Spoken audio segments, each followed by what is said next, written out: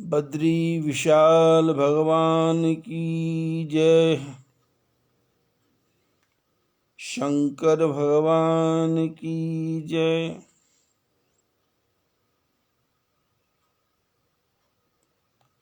फाल्गुन मास में पवित्र ग्रंथों की कथा चल रही है।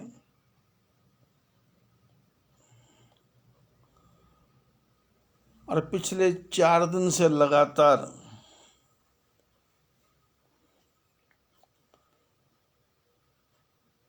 भारत के 4 धामों की चर्चा हो रही है।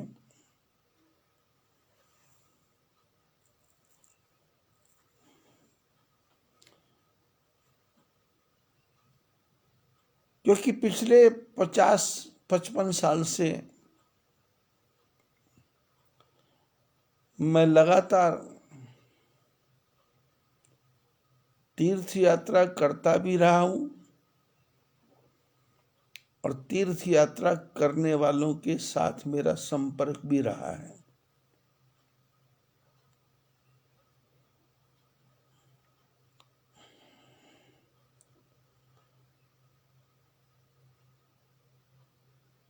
और इसको कहते हैं यात्रा, तीर्थ यात्रा। वैसे तो जीवन ही यात्रा है। जब से सृष्टि का क्रम बना है, जब से ब्रह्म ने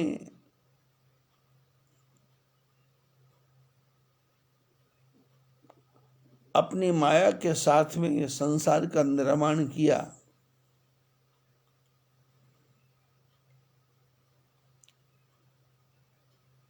तो सारे संसार को यात्रा में ही डाल दिया।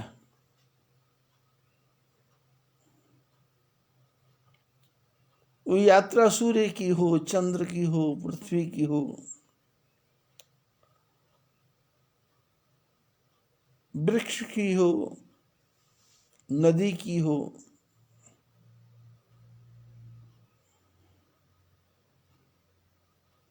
जीवन की हो, पैदा होने से लेकर के मृत्यु तक यात्रा ही यात्रा है।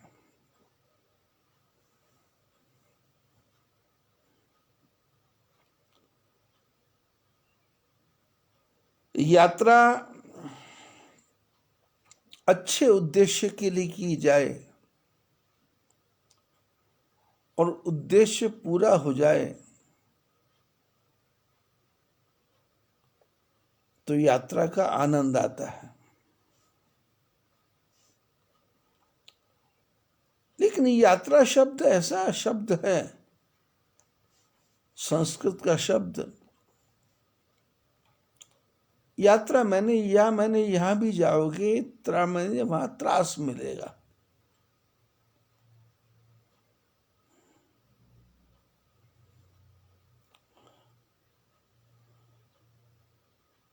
महापुरुषों ने कहा,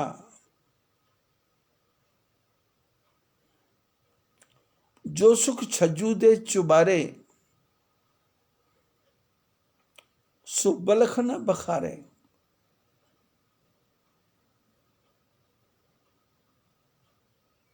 पाकिस्तान में एक महापुरुष हुए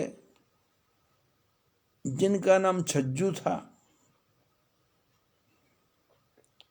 वो किसी गांव में रहा करते थे। तो पाकिस्तान में 2 बड़े बड़े शहर थे, बल्ख और बुखारा। तो लोग उनसे चर्चा करते थे कि आप बल्ख घूम लो, बुखारा घूम लो। तो उन्होंने कहा, जो सुख छज्जू दे चुबारे, जो मेरे अपने घर में सुख है वो सुख और कहीं भी नहीं है।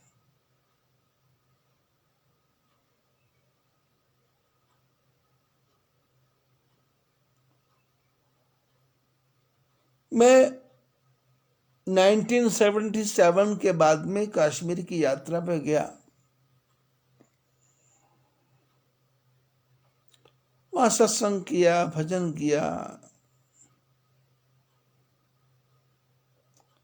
प्रेम सेवा संघ की जगह जगह स्थापनाएं की। जब मैं वहां से वापस हरिद्वार आया करता था या अमृतसर आया करता था, तो लोग मेरे से पूछते थे कि कश्मीर तो बहुत सुंदर है।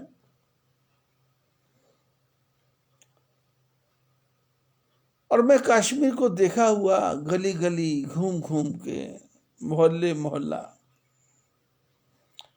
मिलिट्री के कैंप, बॉर्डर का एरिया, मुसलमानों की बस्तियां, बाजारों में कटे हुए जानवर, और पूरे श्रीनगर कश्मीर में याहिया खां, अयूब खां, भुट्टो की लगी हुई फोटोस,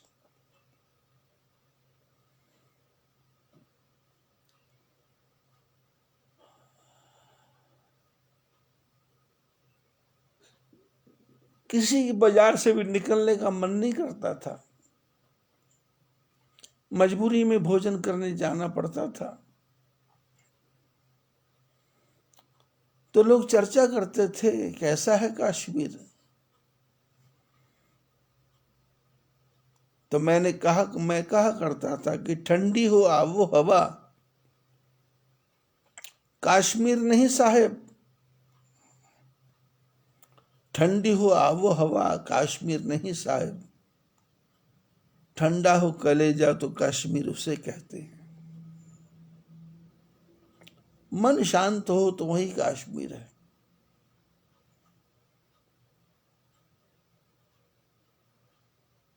मैं पहाड़ में रहता हूं और मैंने अपना पूरा जीवन ही जब से होश संभाली है, उसका क्रम ही मैंने ऐसा बनाया कि 24 डिग्री यहां पर टेम्परेचर है, मैं वह पहुंच जाया करता था। चाहे वो नैनीताल हो, चाहे वो शिलांग हो, चाहे वो कालिम्पोंग हो, चाहे वो गैंगटोक हो, चाहे वो करसांग हो, चाहे वो दार्जिलिंग हो, चाहे वो शिमला हो, चाहे वो मंसूरी हो, चाहे वो ऊटी हो, चाहे वो चिकलधरा हो,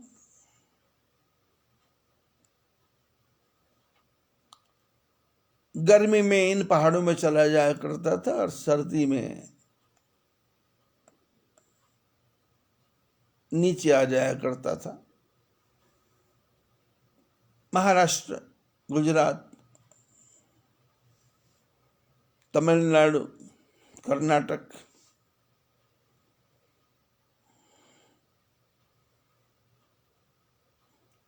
लोग मेरे से पूछा करते थे कि स्नोफॉल देखा क्या। तो मैं कहता था कि तुमको स्नोफॉल अच्छा लगता है, लेकिन यहां स्नोफॉल होता है, उन लोगों को स्नोफॉल अच्छा नहीं लगता, क्योंकि पानी के नल जम जाते हैं, बिजली की लाइन कट जाती है, रास्ते में चलने में परेशानी होती है।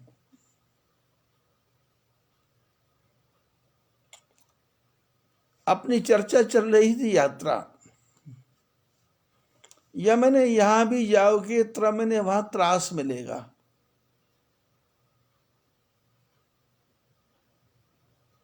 आप यदि ये कहेंगे कि तीर्थ यात्रा में सुख मिलेगा, तो तीर्थ यात्रा में सुख नहीं मिलेगा। तीर्थ यात्रा में तो तपस्या है, कष्ट को सहन करना है, परमात्मा के प्रति ध्यान देना है, और तीर्थ यात्रा करते समय ध्यान देना है कि शंकर भगवान ने यहां रह करके कैसी तपस्या की होगी अमरनाथ में, कैसी तपस्या की होगी मानसरोवर में, कैसी तपस्या की होगी केदारनाथ में, कैसी तपस्या की होगी बद्रीनाथ में, इतने ऊंचे ऊंचे पर्वतों पर रह करके भगवान ने कैसी तपस्या की होगी, वैसी ही साधना मेरे को करनी है।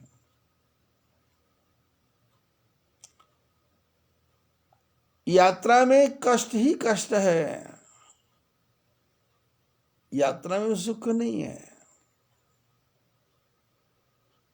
यदि आप कहेंगे तीर्थ यात्रा में सुख है, तो आपको सुख नहीं मिलेगा। हाँ, भगवान की भक्ति का आनंद मिलेगा,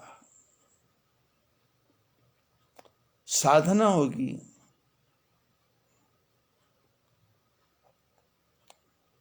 शरीर में सहन शक्ति पैदा होगी,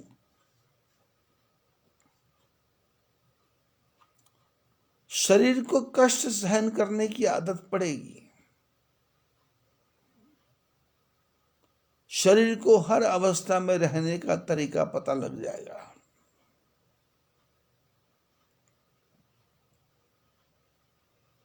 जीवन की यात्रा कितनी कठिन है, मृत्यु कितनी कठिन है। आपने पैदा होते हुए शिशु को देखा होगा, जो मां पैदा करती है उसको कितना कष्ट है, और जो पैदा होता है उसको कितना कष्ट है।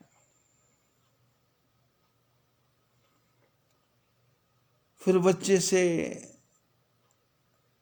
बड़ा होना, चलना फिरना घूमना, कभी गिर रहा है, कभी पड़ रहा है, कभी बिस्तर से नीचे गिर जाता है, कभी सिर पे चोट लग जाती है, कभी हाथ पे चोट लग जाती है।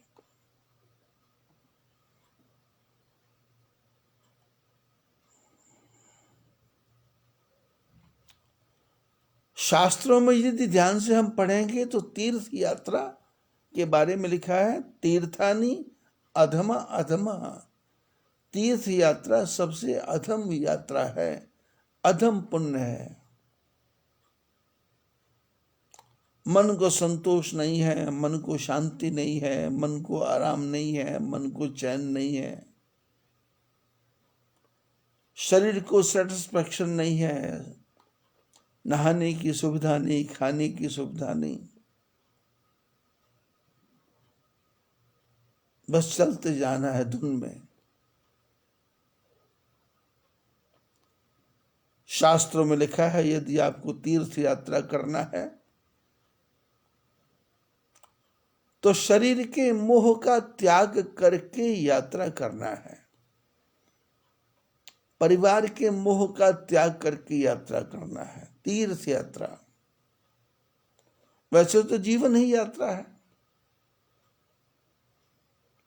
और ये यात्रा कितने जन्मों से चल रही है, कितनी योनियों से चल रही है, कहां कहां से निकल करके आए। अभी व्हाट्सएप पे हमारे किसी कथा सुनने वाले ने व्हाट्सएप पे अपनी पौत्री का वो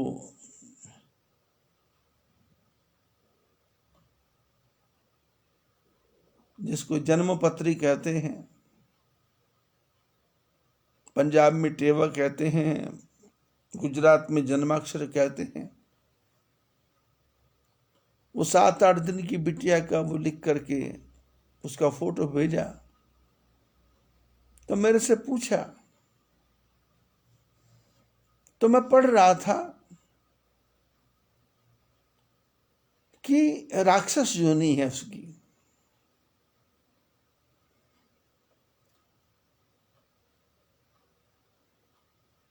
और मैंने अपने हिसाब से बोला, उनको बताया कि ये लड़की जो है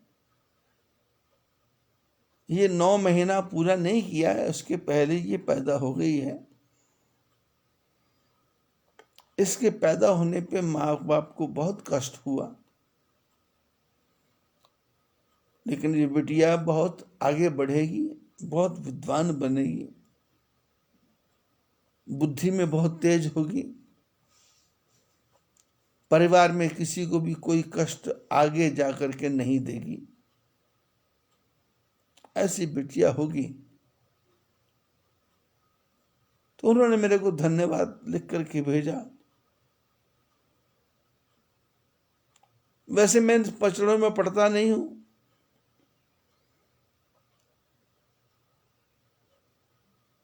क्योंकि मेरा सिद्धांत है, मेरा जीवन तेरे हवाले, प्रभु इसे पल पल तू ही संभाले। तेरे हाथों सौंप दी जिसने अपनी डोर,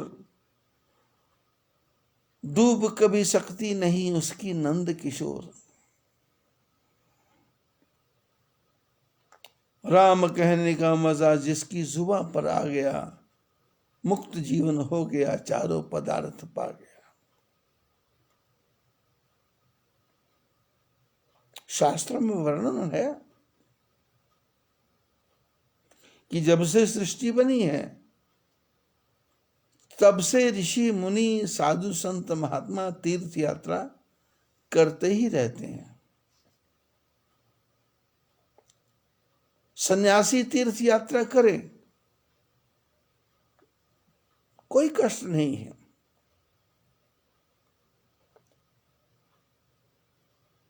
लेकिन गृहस्थी तीर्थ यात्रा करे तो उसको यात्रा करने के पहले अपने पैसे के अहंकार को घर में छोड़ के आना चाहिए, शरीर के सुखों को घर में छोड़ के आना चाहिए, अपनी चालाकी, समझदारी, बुद्धिमानी को घर में छोड़ के आना चाहिए। इन सब को घर में छोड़ करके भगवान की तीर्थ यात्रा पर चलना है। कि तीर्थ यात्रा में क्या सुविधा मिलेगी, क्या आराम मिलेगा, क्या चैन मिलेगा। क्योंकि 32 वर्ष हो गए मेरे को आश्रम बनाए हुए, और 32 वर्षों में मेरे पास में लगभग 2000 ट्रैवल एजेंट यात्रियों को इकट्ठा कर करके लाते हैं, और 2000 ट्रैवल एजेंट जो लाते हैं यात्रियों को लेकर के, वो जितने भी यात्री हैं उनमें से कोई भी यात्री अपने ट्रैवल एजेंट से प्रसन्न नहीं है, खुश नहीं है।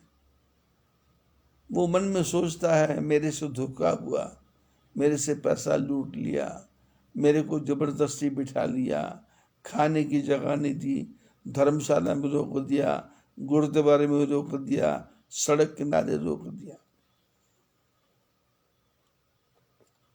अब जो ट्रैवल एजेंट है यात्रा जब करवाते हैं तो 100 200 300 आदमियों को इकट्ठा करते हैं। जैसे हमारे महाराष्ट्र के वारकरी संप्रदाय के लोग हैं, उनके 500-700 यात्री इकट्ठे आते हैं। जैसे गुजरात से स्वामीनारायण संप्रदाय के लोग, सारधार से, राजकोट से, सावदा से स्वामीनारायण के लोग आते हैं, तो वो 3-3 हजार लोगों को लेकर के आते हैं। तो भोजन की व्यवस्था भी होती है। कभी कभी क्या होता है कि भोजन करने वाले तो आगे पहुंच जाते हैं और भोजन बनाने वाले भी आगे पहुंच जाते हैं, लेकिन जिस गाड़ी में भोजन का सामान पड़ा है वो गाड़ी पीछे खराब हो जाती, तो फिर झगड़ा मचता।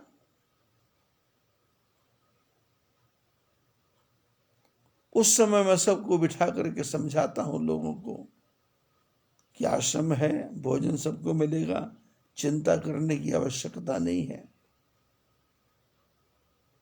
आपने हजारों रुपया खर्च किया, यदि एक समय भोजन नहीं मिला तो ऐसा विचार करके यात्रा करो कि ठाकुर जी ने हमको एक समय व्रत करने का मौका दे दिया। एक समय चाय नहीं मिली तो विचार कर लो कि एक समय हम व्यसन से मुक्त हो गए। लेकिन जिसने पैसा दिया है वो ऐसा सोचता नहीं है, वो हावी हो जाता है। मैंने देखा है कई बार यात्री इतना जोर से ट्रैवल एजेंट से झगड़ा करते हैं और सब उसके पीछे पड़ जाते हैं। बीच में जाके मैं उनको समझाता हूं कि भाई ऐसा मत करो। आप यात्रा पे आए, आपको इकट्ठा किसने किया? बोले इसने। आपको निमंत्रण किसने दिया? बोले इसने। आपने पैसा किसका दिया? बोले इसको। तो बोले ये आदमी जो आपको यात्रा करवा रहा है 100 आदमी को, 200 आदमी को, 300 आदमी को, आप तो पैसा देकर के मुक्त हो गए, पर ये पैसा लेकर के मुक्त नहीं हुआ। इसने जिस दिन से यात्रा शुरू करवाई होगी परम पिता परमात्मा से एक ही प्रार्थना की होगी कि प्रभु मेरे जितने भी यात्री हैं सब खुश रहें, कोई बीमार ना हो, किसी की भी रास्ते में मृत्यु ना हो, किसी को भी रास्ते में कष्ट ना हो। और ये रोज भगवान से एक ही प्रार्थना करता होगा, प्रभु मेरी यात्रा पूरी करवा दो और सबको ठीक से घर पहुंचा दो। जब इसकी यात्रा पूरी होती होगी, आप लोग ठीक से पहुंचते होंगे, तब इसके मन को चैन आता होगा। जो आदमी आपके लिए इतनी बड़ी विचार रखता है, आप उसको एक समय रोटी नहीं मिली तो झगड़ा कर रहे हो। यात्रा करना आसान, जीवन की यात्रा करना ही मुश्किल है। शमशान की यात्रा मुश्किल है। फिर उसके बाद में गरुड़ पुराण में लिखा है कि मरने के बाद में उसकी आगे की यात्रा और भी मुश्किल है। गरुड़ पुराण में तो इतने भयंकर भयंकर दृश्य बताए गए हैं कि कांटों पे चलना पड़ता है, अग्नि में जलना पड़ता है, गरम गरम कढ़ाई में डाला जाता है, फूका जाता है, गरम खंभों से लिपटाया जाता है, घसीट के ले आ जाता है।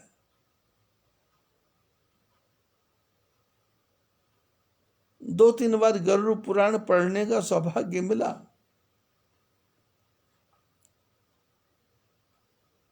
पर मेरा इस बात में ज्यादा विश्वास नहीं है।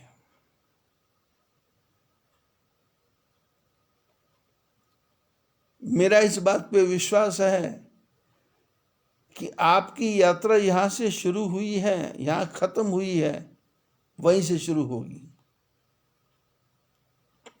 यदि आपका पूरा जीवन दुखी है और आप कहेंगे मरने के बाद मैं सुखी हो जाऊंगा, तो ये आपकी मूर्खता है।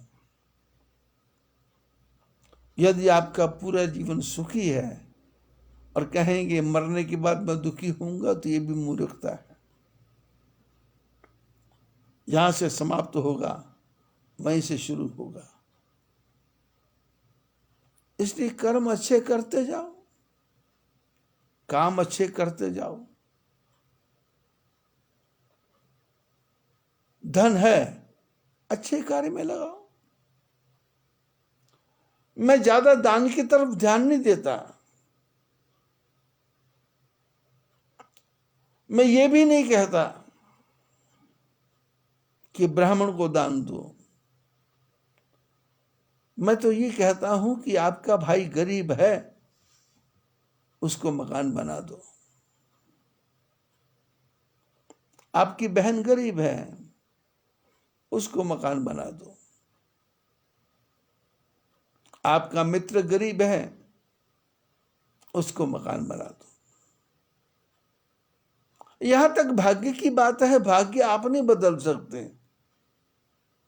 पैसा देकर के आप किसी का भी भाग्य नहीं बदल सकते। नगद कैश देकर के आप किसी का भाग्य नहीं बदल सकते, क्योंकि यदि उसके भाग्य में धोखा लिखना है तो वो बाद में वो भी उसको भी बर्बाद कर देगा। आप किसी को स्टैंड नहीं कर सकते। मेरे जीवन में ऐसे कई क्रम आए हैं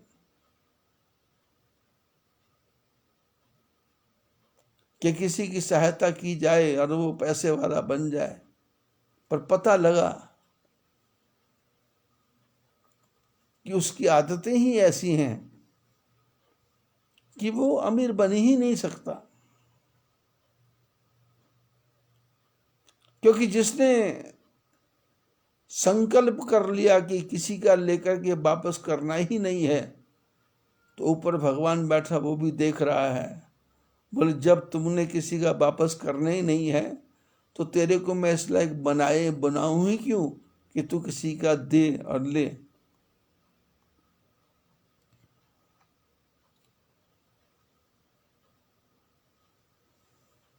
शास्त्रों में चर्चा आती है, श्रवण कुमार अपने माता पिता को तीर्थ यात्रा पे लेके गए। शास्त्रों में चर्चा आती है कि शंकर भगवान को ब्रह्म हत्या का पाप लगा, तो शंकर भगवान पूरे ब्रह्मांड में अपने त्रिशूल को लेकर के और ब्रह्मा के मस्तक को लेकर के घूमते रहे। शास्त्रों में वर्णन आता है कि पार्वती ने तपस्या की। शास्त्र में वर्णन आता है रावण, कुंभकर्ण, भविष्य ने तपस्या की। शास्त्रों में वर्णन आता है कि तपबल रचे प्रपंच विधाता, तपबल विष्णु करे,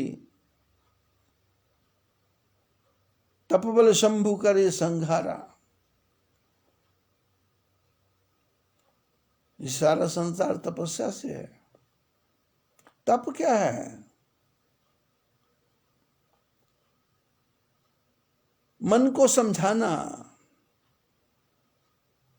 मन को परमात्मा के चरणों में लगाना,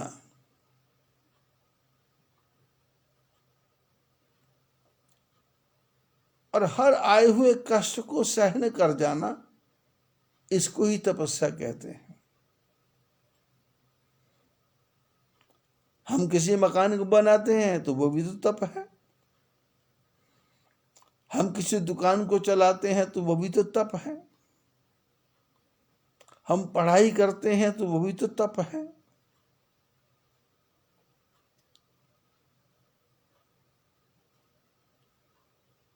संसार का कोई भी काम हम कर रहे हैं तो उसमें मेहनत तो लगेगी, लेकिन मेहनत पूरी है तो मेहनत का आनंद भी आएगा। इसलिए तप के बारे में, यात्रा के बारे में, तप के बारे में, तपस्या के बारे में, प्रतीक्षा के बारे में शास्त्र में अनेकों ग्रंथों में अनेकों प्रकार की बात की गई।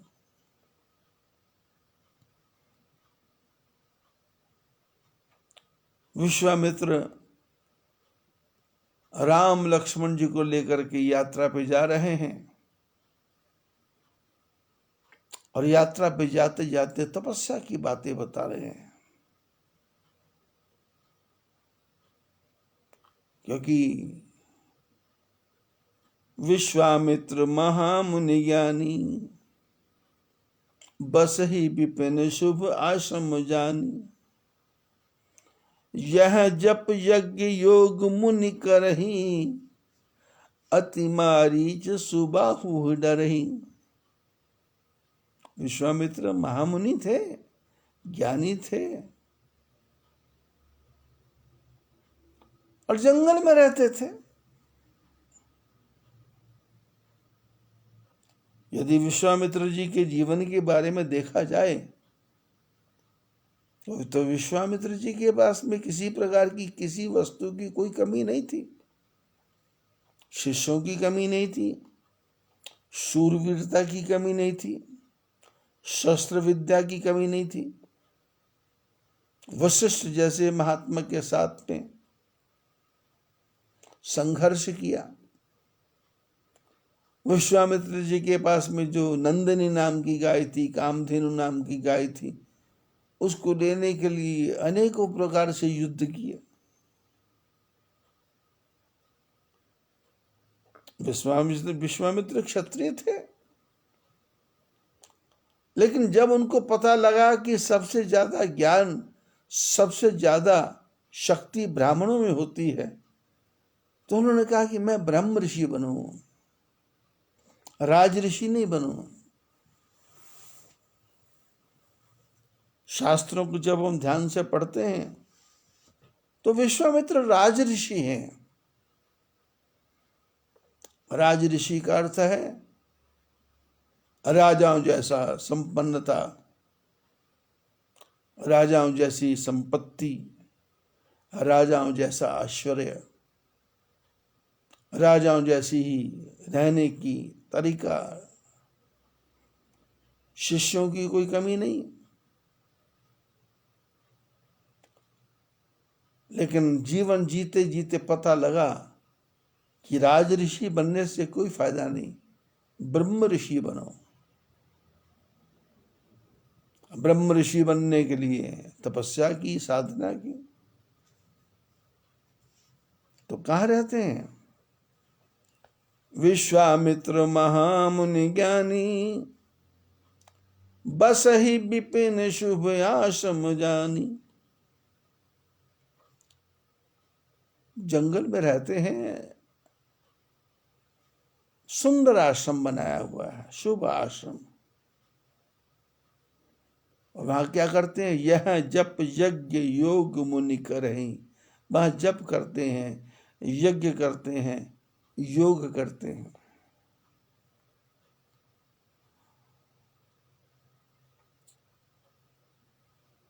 मैंने अनेकों शास्त्रों को पढ़ा है, लेकिन सारे शास्त्रों को पढ़ने के बाद में एक बात समझ में आई कि सबसे उत्तम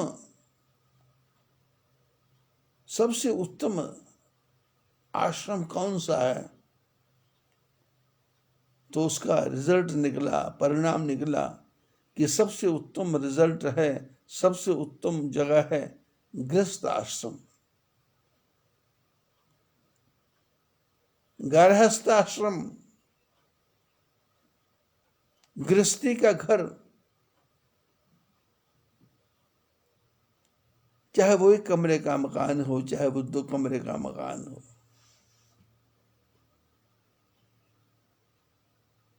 उसमें रह करके संतान की प्राप्ति करना, संतान का पोषण करना, संतान को बड़ा करना, फिर परिवार के रिश्तों को, नातों को। अब छोटा मोटा तो परिवार होता नहीं है।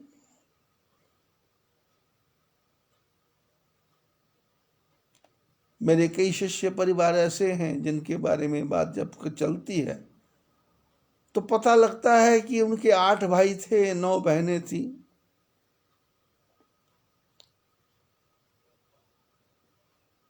जैसे रामेश्वर जी झुंझुनवाला अकोला में है, खामगांव में है। उनके परिवार को देखें और उनके संबंधियों को देखें, मित्रों को देखें, चाचा, ताऊ, मामा, फूफा, भांजा, भतीजा, तो कम से कम 400-500 लोग होंगे। और उसके बाद में फिर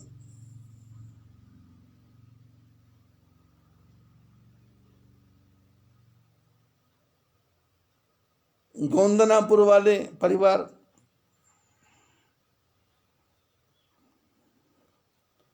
दिनेश जी का परिवार, मोहनलाल जी का परिवार।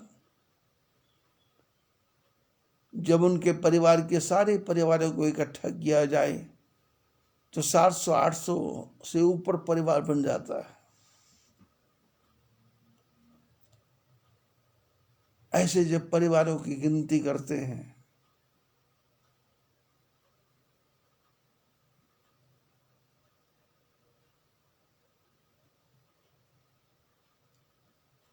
अकोला में आशीर्वाद नाम का एक परिवार है। आशीर्वाद, वैसे तो वो अग्रवाल हैं, पर उनकी दुकानों का नाम आशीर्वाद, धन्यवाद ऐसा नाम है। नवल किशोर जी, राजू, उनके पिताजी, दादाजी, परदादाजी, अब उनकी गिनती करें तो सैकड़ों में होती है।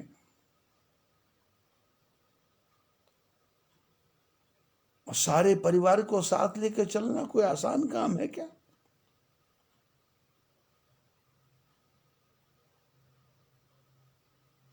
अमरावती में चले जाएं तो साहू परिवार है। कहाँ राजस्थान से उजड़ के आए, कहाँ झांसी में आके बसे, कहाँ झांसी से आकर के अमरावती में आके बसे। सैकड़ों की संख्या में रिश्ते, नाते, परिवार, चाचा, ताऊ, कितना कठिन है सबको संभाल के चलना, सबके मन की रखना। सबसे ऊंचा गृहस्थ धर्म है।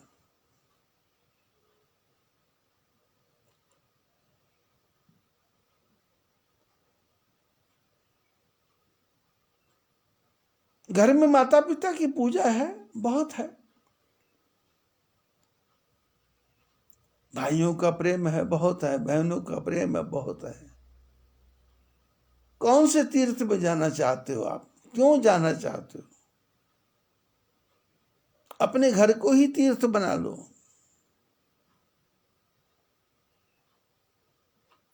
उपनिषदों में कथा आती है, आपने सुनी है। कार्तिकेय और गणपति,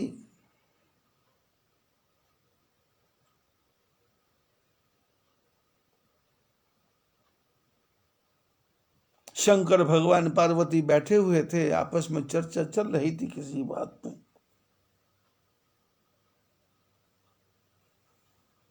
कि बड़ा किसको समझें, बड़ा किसको माने। तो गणेश जी का तो आपने रूप देखा ही है।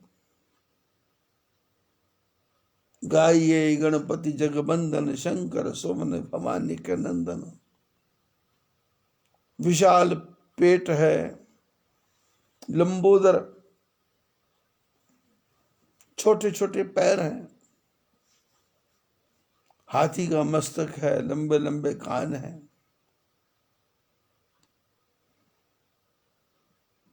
और उधर कार्तिकेय 6 मुख वाले। घर में चर्चा चली कि किसको बड़ा समझें, गणेश को या कार्तिकेय को। तो ऐसे ही विचार चल रहा था। और विचार चलते चलते विचार आया कि इस धरती की जो परिक्रमा करके आ जाएगा पहले, उसको बड़ा मान लेंगे। कार्तिक के पास तो मोर था, मोर पे बैठे चल दिए। और गणेश जी के पास तो चूहा। अब गणेश जी ने सोचा क्या करूं, क्योंकि गणेश जी क्या है, बुद्धि के देवता हैं। तो उन्होंने शंकर भगवान, पार्वती माता पिता जी को कहा कि आप बीच में बैठ जाओ, एक चौकी पे बैठ जाओ, एक आसन पे बैठ जाओ। तो माता पिता ने सोचा शायद प्रणाम करके जाएगा ये, इसलिए बैठने को बोल रहा होगा। शंकर पार्वती बैठे और गणेश जी अपने चूहे से नीचे उतर गए, माता पिता के चरणों में प्रणाम किया और प्रणाम करने के बाद चूहे को बोला, मूषक को बोला, थोड़ा एक तरफ हट जाओ। मूषक एक तरफ हो गया और गणेश जी ने अपने माता पिता की परिक्रमा, 1 परिक्रमा, 2 परिक्रमा, 3 परिक्रमा, 7 परिक्रमा की। जब गणेश जी घूमते तो माता पिता का चेहरा भी घूमता। तो घूमते घूमते घूमते घूमते माता पिता ने कहा, गणेश क्या कर रहा है? तो गणेश जी ने कहा शंकर भगवान से, प्रभु ये धरती बनाई किसने है? शंकर भगवान ने कहा, मैंने बनाई है। तुम्हारी माता पार्वती ने बनाई है। तो बोले फिर धरती का चक्कर लगाने की क्या आवश्यकता है? मैं आपका ही चक्कर लगा लेता हूं और मेरी यात्रा पूर्ण हो गई। आपके चरणों में बारंबार प्रणाम। कार्तिकेय जी कई वर्षों के बाद में वापस आए तो देखा गणेश वहां बैठा है और आगे पूछा, भाई तुम नहीं गए क्या? बोले मेरी तो परिक्रमा हो गई। कब, कितना समय लगा? बोले बस 15-20 मिनट लगे, 1 घड़ी लगी। क्या गुप्त रूप से गए थे क्या? बोले नहीं, माता पिता की परिक्रमा कर ली। कार्तिकेय जी को बुरा नहीं लगा। यदि आप में शक्ति है, आप पूरी पृथ्वी के तीर्थों की यात्रा करो, कोई मना नहीं कर रहा। लेकिन आप में शक्ति नहीं है और आपने माता पिता की सेवा कर ली, तो इसी में ही सारे तीर्थ आ गए। आपने अपने परिवार का ठीक से पोषण कर लिया, इसी में सारे तीर्थ आ गए। आपने अपने परिवार की संपत्ति को बढ़ाया और सबको संतोष दिया, इसी में सारे तीर्थ आ गए।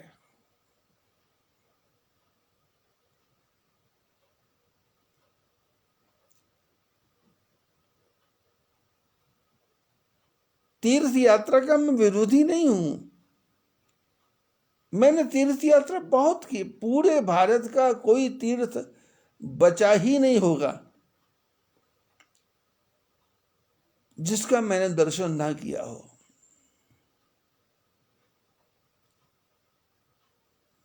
लेकिन तीर्थ यात्रा करते समय भावना क्या थी कि मैं भगवान का दर्शन करने जा रहा हूं। वहां का पंडा क्या करता है, वहां का पुजारी क्या करता है, वहां के दुकानदार क्या करते हैं, वहां के लोग क्या करते हैं, लोगों का व्यवहार क्या है, उसकी तरफ कोई दृष्टि नहीं है। बस एक ही दृष्टि है कि जिस परमात्मा का दर्शन करने जा रहा हूं, उसकी कथा को सुनना, उसके चरित्र को सुनना, उसके बारे में चर्चा को सुनना और अपने जीवन को धन्य करना। कहाँ गिरनार, कहाँ दत्तात्रेय,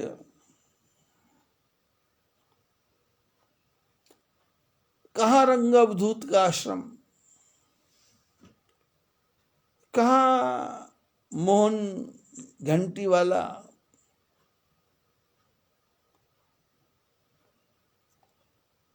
बिली मोला के आगे जाकर के नाम भूल जाता हूं मैं, बलसाड़ के आसपास,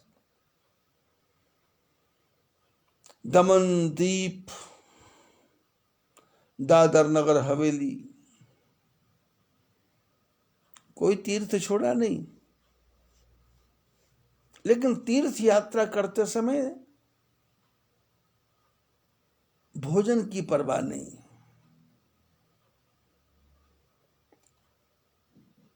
होटल की चिंता नहीं,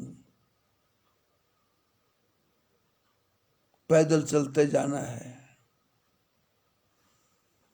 और इतना पैदल चलना है, इतना पैदल चलना है कि शरीर थक के चूर हो जाए और फिर पत्थरों के बीच में लेट जाएं और लेटते ही नींद आ जाए और प्रातःकाल 5 बजे नींद खुले।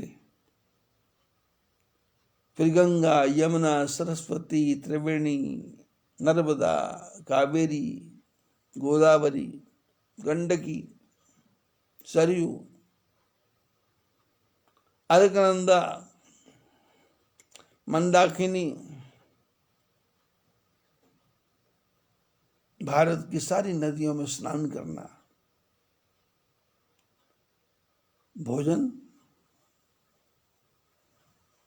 झोले में चने भर के रखना, उसको खा करके गुजारा करना और रास्ते भर गोविंद बोलो, हरि गोपाल बोलो, राधा रमण हरि गोविंद बोलो, गोविंद बोलो, हरि गोपाल बोलो।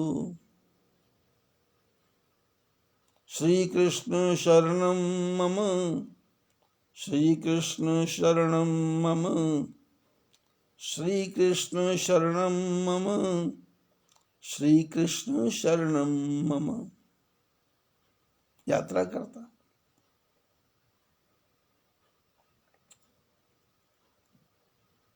बद्री, केदार, गंगोत्री मूर्ति के पहाड़ों की यात्रा और बिहार में धारुखो कंजारी के जंगलों की, बिहार शरीफ की जंगलों की यात्रा।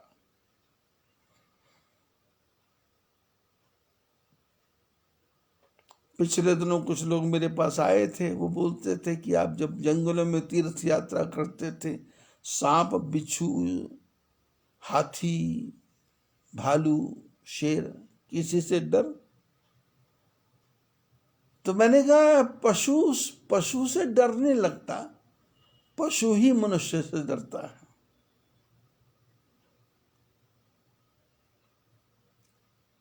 रास्ते में सामने सांप खड़ा होता था,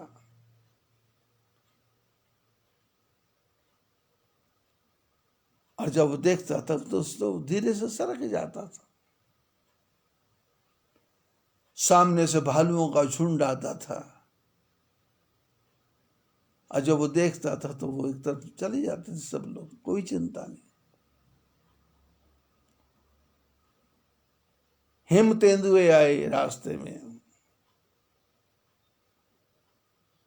क्योंकि एक बार हम लोग महात्मा ने सोचा कि हम पैदल केदारनाथ से बद्रीनाथ जाएंगे, पर पहाड़ के रास्ते से जाएंगे।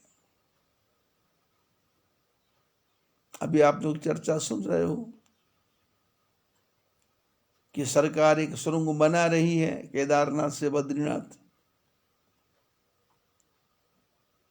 जो 6-7 किलोमीटर लंबी होगी, तो यात्री जल्दी पहुंच जाएगा। तो उस यात्रा को हमने पहाड़ के रास्ते से 18 घंटे में पार किया। 3-4 महात्मा थे हम लोग। रात्रि के समय यात्रा शुरू की, दिन में कर सकते नहीं, और आसमान में देख के, सितारों को देख के उनके हिसाब से चलते गए और बद्रीनाथ पहुंच गए। तो जो लोग मेरे से मिलने आए थे उन्होंने कहा जंगली जानवर,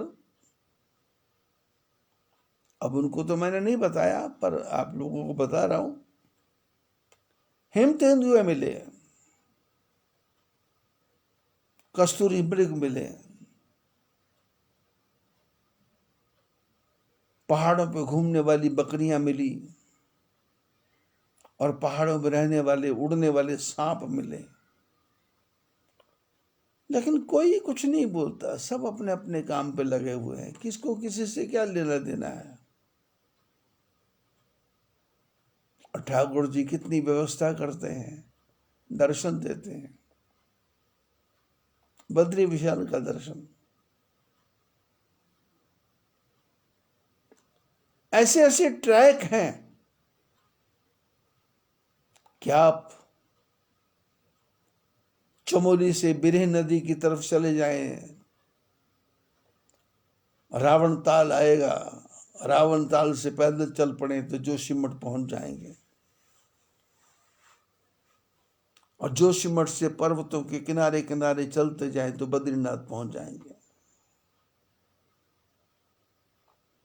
जो यात्रा सड़क से पैदल 20 दिन लगते हैं, आप 2 दिन में पहुंच जाएंगे। ऐसे कठिन रास्ते हैं, लेकिन कठिन रास्ते पर चलने के लिए क्या है,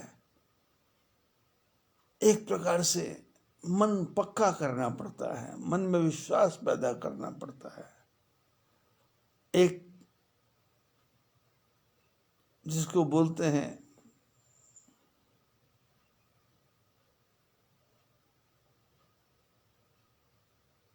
कि कठोर साधना, भयंकर साधना, मौत का भय नहीं, प्रकृति का भय नहीं।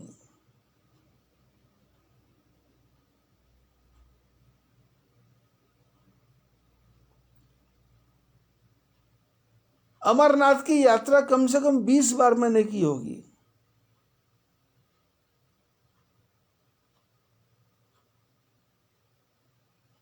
जब कोई नहीं जाता था तब हम लोग चले जाया करते थे अमरनाथ। बर्फ से चलते चले जाना, बर्फ के रास्ते चलते चले जाना।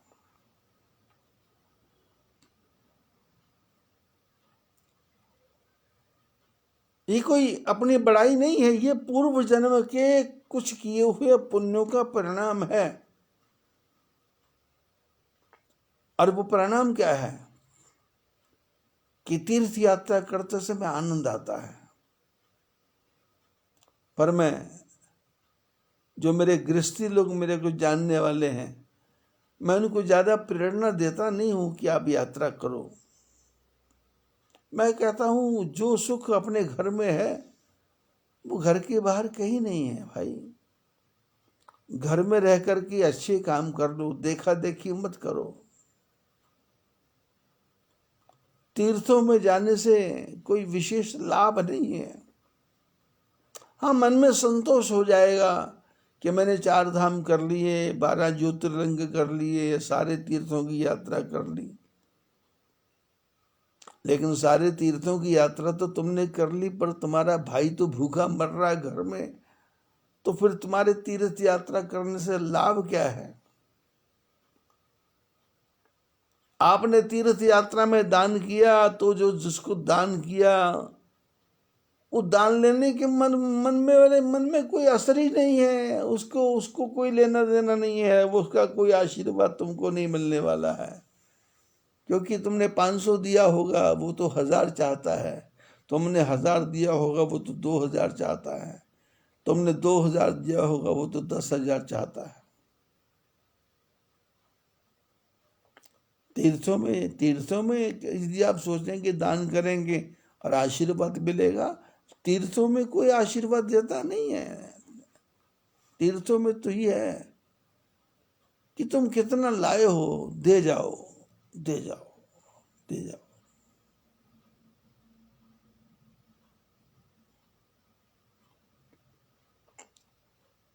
विश्वामित्र महामुनि ज्ञानी, बस ही विपिन शुभ आश्रम। विश्वामित्र एक ही जगह रहते हैं, भटकते नहीं हैं। और तपस्या करते करते उनको पता लग गया कि भगवान पैदा हो गए हैं, तो परमात्मा को लेकर के आए और गंगा नदी के किनारे पर सुंदर कथा सुना रहे हैं। गाधी सून सब कथा सुनाई, यही प्रकार सुरसरी में ही आई। ये गंगा धरती पर आई तो कैसे? क्या भागीरथ के कहने से आई? नहीं, ये तो देवताओं के कहने से आकाश गंगा में भी घूमती है। ये गंगा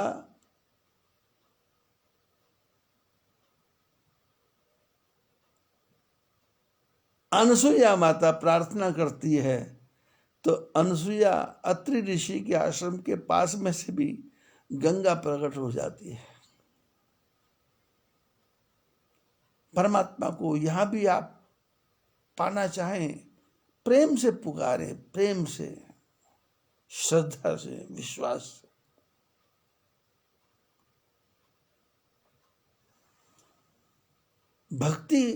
भक्ति करना आसान नहीं है। और भक्ति के बारे में तो ये कहा गया कि भज भज भज, भजन करो। भज माने सेवा। सेवा किसकी? मूर्ति की नहीं, माता जी की सेवा। हमारा एक मित्र है, उसका नाम भी प्रेम है, हरिद्वार में रहता है, मारुति गाड़ी का काम करता है।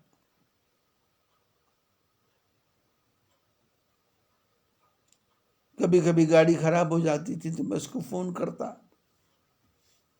10 बजे, क्या कर रहे हो? बोले पिताजी बीमार हैं, उनको स्नान करवा रहा हूं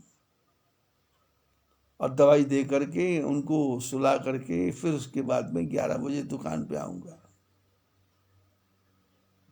14 साल तक उस बच्चे ने अपने माता पिता की सेवा, पिताजी की सेवा की। उसने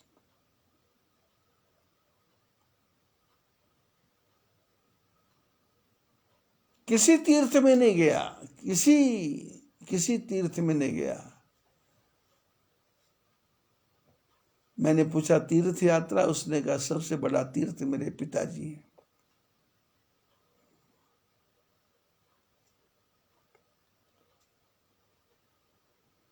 फतेहगढ़ चूड़िया में अश्विनी कुमार, उनकी माताजी को लकवा हो गया। पति पत्नी दोनों ही मां की सेवा में लगे रहते हैं।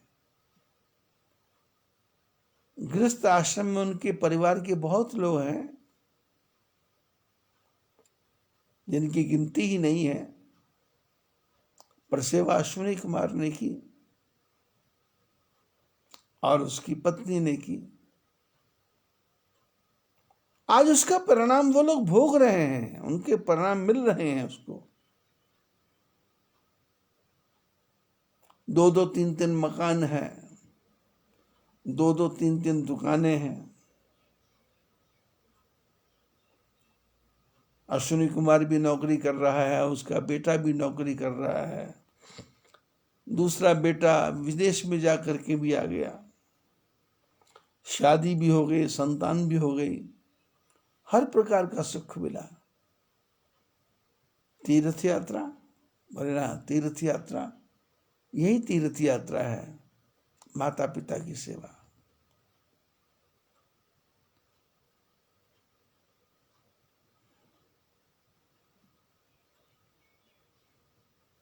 जिनके हृदय श्री राम बसे तिन, और को नाम लियो न लियो। जिनके हृदय श्री राम बसे, हृदय में राम बसे हैं, किसका नाम लेना है?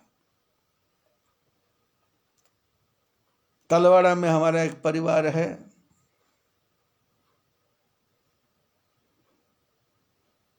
पत्नी का नाम सुमन है, पति का नाम राकेश है। पिछले 40 साल से वो बीमार है और पत्नी अपने पति की सेवा करती है।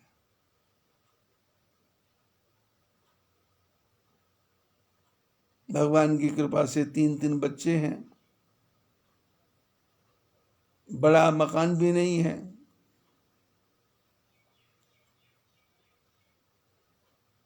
लेकिन किसी तीर्थ यात्रा में जाते नहीं हैं। पत्नी के लिए पति ही सबसे बड़ा तीर्थ है, क्योंकि पति बिस्तर पर पड़ा रहता है, लैट्रिन का पता नहीं, बाथरूम का पता नहीं, उसको नहलाना है, उसको धुलाना है, उसकी सफाई करना है। इसको बोलते तीर्थ यात्रा। अब तीर्थों में जाने के पैसा जब दे दिया, घूम लिया, घुसमेश्वर, बैजनाथ धाम, क्या मिला, क्या हुआ?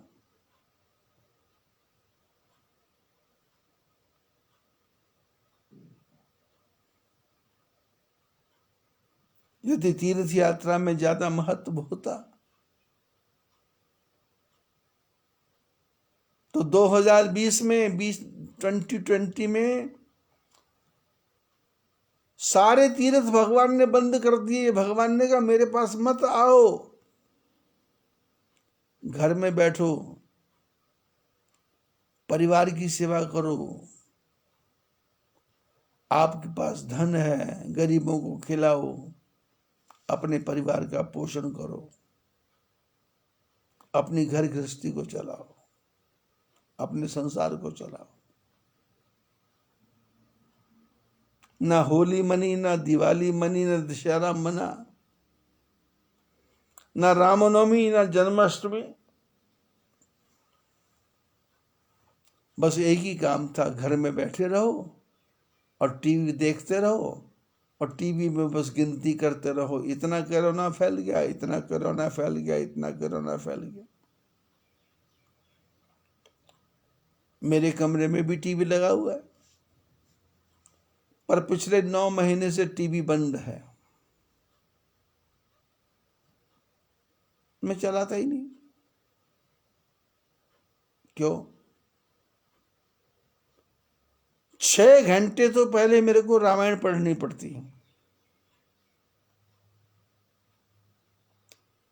प्रातःकाल 4 बजे उठ करके 6 बजे तक गुरु मंत्र के नाम का जप करना पड़ता है, शिष्यों को आशीर्वाद भेजना पड़ता है, उनको मंत्र भेजना पड़ता है, फिर उनका समाचार लेना पड़ता है। फिर दिन में भारत में जो पूरे भारत में लोग फैले हैं उनके फोन आते हैं। फिर उसके बाद में 7 बजे के लगभग, 8 बजे के लगभग, 9 बजे के लगभग 1-1.5 घंटे का सत्संग चलता है, भगवान के नाम का सत्संग चलता है। उससे मोबाइल को मैं साइलेंट पे कर देता हूं, आवाज बंद, और सत्संग करने के बाद में सत्संग को फेसबुक से सीधा भेज देता हूं मैं यूट्यूब, और फिर जिनके फोन आते हैं उनसे बात करना, चर्चा करना, दुख सुख सुनना। आजकल मेरे पास लोगों के बहुत फोन आ रहे हैं कि कुंभ मेला लगा है, कुंभ मेला लगा है। अरे कोई कुंभ मेला लगा नहीं है, सब लोग अपने अपने घर में बैठो, आराम करो, बीमारी को मत फैलाओ।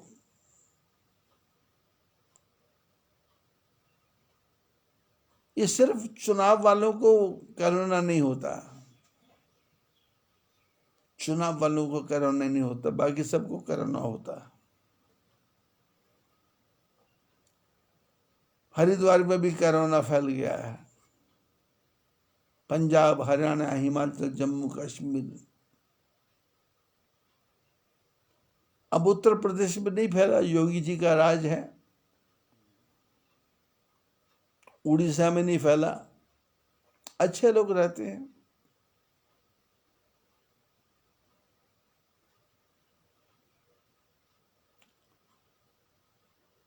और सत्संग में एक प्रकार से ऐसा विचित्र आनंद आता है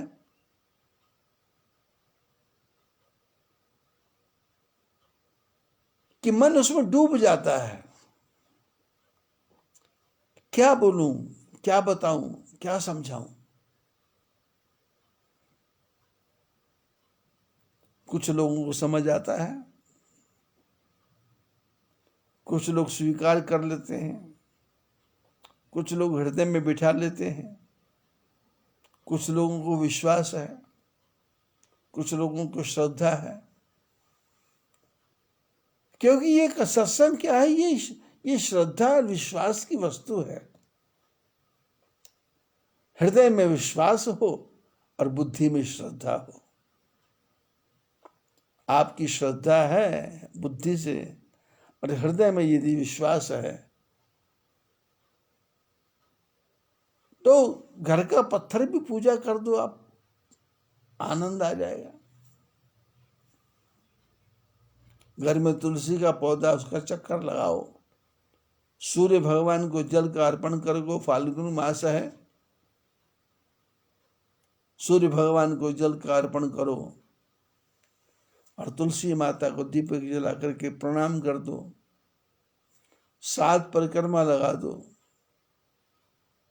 और तुलसी माता के पत्र को तोड़ करके ठाकुर जी को भोग लगा दो। क्या नहीं हो सकता। और यदि आपको तीर्थ यात्रा जाना ही है तो जैसे मैंने शुरू में कहा, तीर्थ यात्रा जाने से पहले अपने अहंकार को घर में छोड़ो। धन का अहंकार, शरीर का अहंकार, बुद्धि का अहंकार, विचारों का अहंकार। और जब तीर्थ यात्रा में जा रहे हैं, जिस तीर्थ में जा रहे हैं उसके प्रति अपार श्रद्धा, अपार प्रेम।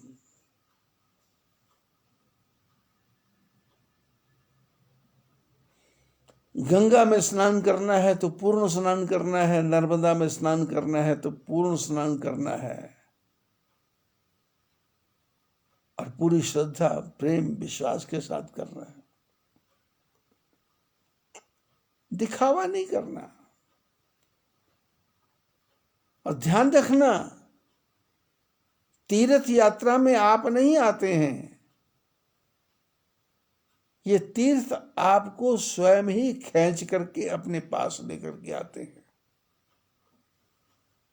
पूर्व जन्म के आपके पुण्य होंगे तो तीर्थ स्वयं ही आपको अपने आपके घर से उठाएंगे और उठा करके लेकर के आएंगे और आपकी यात्रा पूरी करवाएंगे। मेरे पास जो तीर्थ यात्री आते हैं, मैं उनको समझाता हूं कि भाई तीर्थ यात्रा करना तो किसी को जाके ये नहीं बोलना कि मैं यात्रा करके आया। यदि कोई पूछे कहाँ गए थे, बोले तीर्थ यात्रा। आप गए थे? बोले नहीं, ठाकुर जी ने बुलाया था, ठाकुर जी ने व्यवस्था की, ठाकुर जी लेके गए, ठाकुर जी ने पैसा भेजा, ठाकुर जी ने प्रबंध किया, ठाकुर जी ने पहुंचाया और ठाकुर जी ने ही जिंदा मेरे को वापस कर दिया। आपने पांडवों की कथा सुनी होगी। पांडव जब बद्री विशाल का दर्शन करने के लिए स्वर्गारोहण की तरफ जाने लगे तो द्रौपदी को अहंकार, पत्थर की मूर्ति बन गई। नकुल सहदेव को अहंकार, पत्थर की मूर्ति बन गए। अर्जुन को अहंकार, पत्थर की मूर्ति बन गए। भीमसेन को अहंकार, पत्थर की मूर्ति बन गए। लेकिन युधिष्ठिर को कोई अहंकार नहीं, क्योंकि युधिष्ठिर ने देखा कि यात्रा में बुलाने वाले भगवान, यात्रा की व्यवस्था करवाने वाले भगवान, यात्रा में लाने वाले भगवान और यात्रा पूरी करके यात्रा में किसी प्रकार का विघ्न नहीं आए और स्वर्ग तक पहुंचाने वाले भगवान। और यदि हम विचार करें तो हमारा घर ही स्वर्ग है। पिता प्रसन्न है, माता प्रसन्न है, भाई प्रसन्न है, मित्र प्रसन्न है, तो ठाकुर जी प्रसन्न क्यों नहीं होंगे?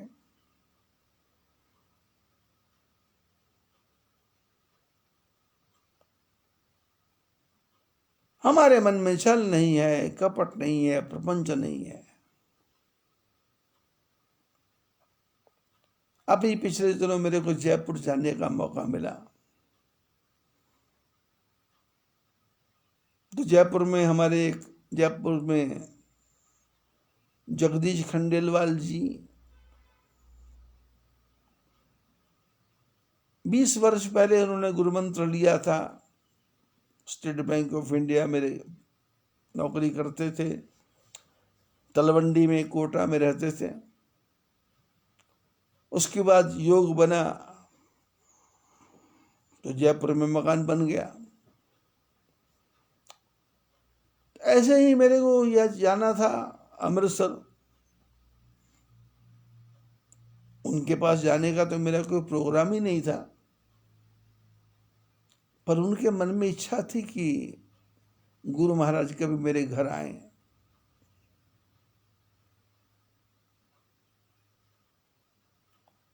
तो ऐसे ही भीलवाड़ा गया, वहां से विचार हुआ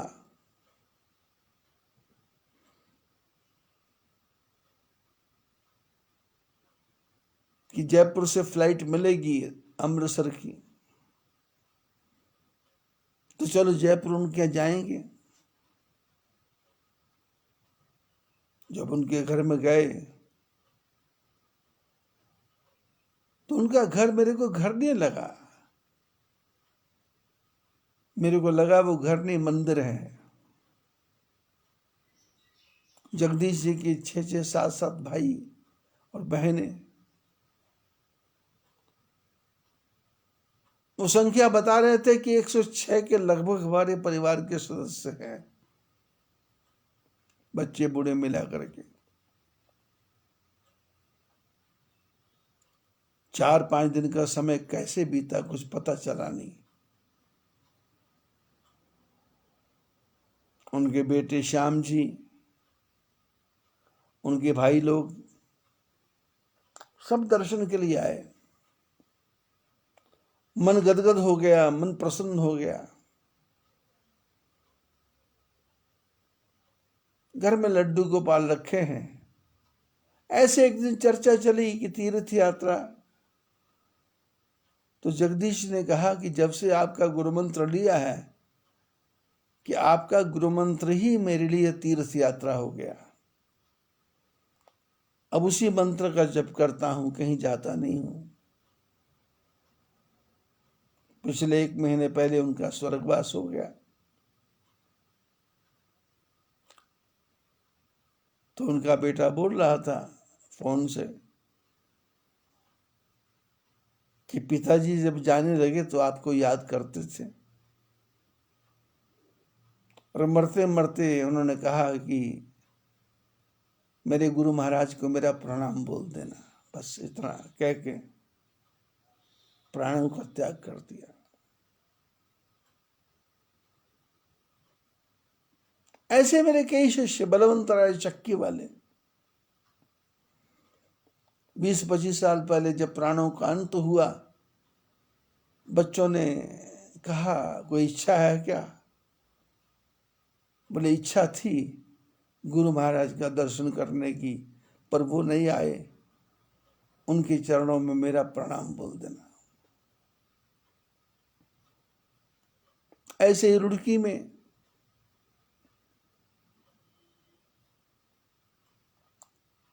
कोई परिचय नहीं, कुछ लेना नहीं, कुछ देना नहीं। भूटान में कथा करने गया था, तो वहाँ भूटान में बॉर्डर रोड ऑर्गेनाइजेशन में वो काम करते थे। वहाँ उन्होंने मित्रता हुई, और मित्रता होने के बाद में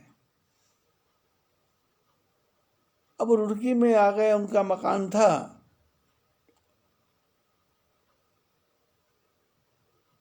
तो ऐसे चर्चा हुई। उनकी पत्नी आई एक दिन और पूछे, बोली कि रिटायर होने वाले हैं। मैंने मिला, बोले आपको बहुत याद करते हैं, आपने जो गुरु मंत्र दिया याद करते हैं। मैं कभी बोलती हूँ तीर्थ यात्रा करना है, बोले गुरुजी ने मंत्र दे दिया, मेरे लिए वही तीर्थ यात्रा हो गई। मेरे को बस सारा आनंद मिल गया, मेरे को किसी वस्तु की आवश्यकता नहीं है। मकान बन गया, पुत्रों की शादियां होगी, परिवार की शादियां होगी, सबका आनंद हो गया, तुम्हारे लिए पैसा जमा कर दिया। बोले जिस दिन जाने लगे तो बोले ओम ह्रीं क्लीं नमो भगवते वासुदेवाय, ऐसा मंत्र जपते जपते ही प्राणों का त्याग कर दिया।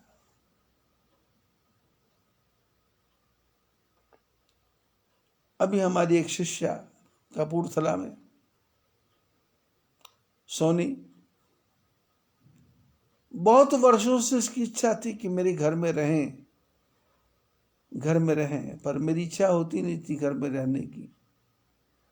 लेकिन इस बार पता नहीं क्या हुआ, कोरोना काल में मैंने कहा चलो 5-7 दिन रहेंगे, और वो जाने का प्रोग्राम भी नहीं था, जाना था जालंधर में, लेकिन जिसने व्यवस्था की उसने कपूरथले की व्यवस्था कर दी। कपूरथला पहुंच गए, वहां पहुंचे तो क्या करें, बोले सत्संग करेंगे, तो 10-12 दिन सत्संग किया।